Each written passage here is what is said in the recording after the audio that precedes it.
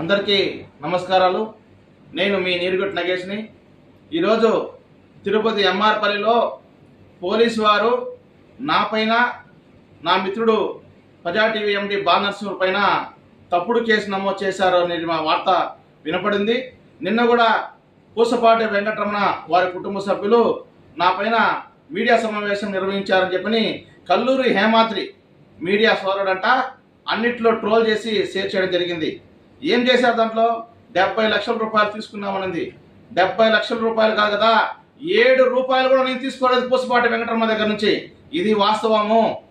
పూసపాటి వెంకటరమణనే మా సంస్థ ద్వారా అతను అగ్రిమెంట్ చేసుకొని 7 నెలలు గడుస్తున్న అక్టోబర్ నుంచి ఇప్పుడు వరకు డిపాజిట్ డబ్బులు వెనక్కి ఇవ్వకుండా, పని ప్రారంభించకుండా వేధిస్తున్నాడు.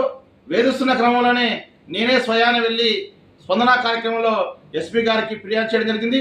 ఆ ఫిర్యాదుని ఎస్వి యూనివర్సిటీ పోలీసు వారు పిలిపించి అతన్ని సంబంధించినది మొత్తం పిలిపించి అతని లాయర్ గారు, అతను వాళ్ళ కుటుంబ సభ్యులు వచ్చారు.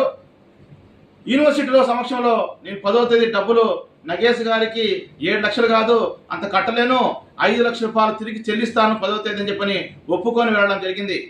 మరి డబ్బులు ఇవ్వాల్సినటువంటి మీరు 10వ తేదీ వరకు వేచి ఉండాల్సింది మీరు ఎంఆర్పల్లి పోలీస్ స్టేషన్కి వెళ్ళి మీ కుటుంబ సభ్యులు నగేష్ అనేటువంటి వ్యక్తి, బాలనరసింహ అనే వ్యక్తి మానసికంగా హింసిస్తున్నారు, మా ఇంటికి వచ్చి దౌర్జన్యం చేశారు, మా ఇంటాన్ని కిడ్నాప్ చేశారని చెప్పని అసత్యమైనటువంటి ఆరోపణలు చేస్తున్నారు.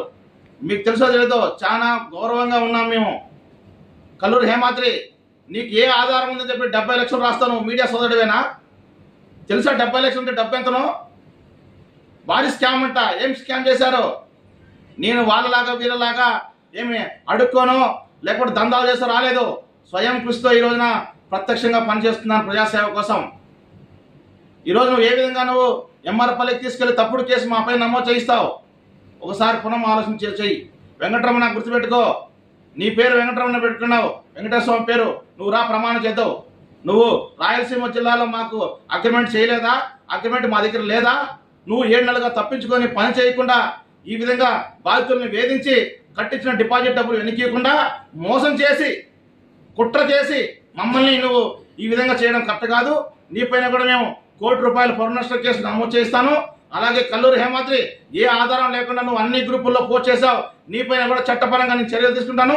ఎస్పీ గారికి ఫిర్యాదు చేస్తాను. నువ్వు కూడా ₹1 కోటి నష్టపరాన్ని కట్టించాలి. ఎందుకంటే అందులో పార్టీ పేరు వాడావు.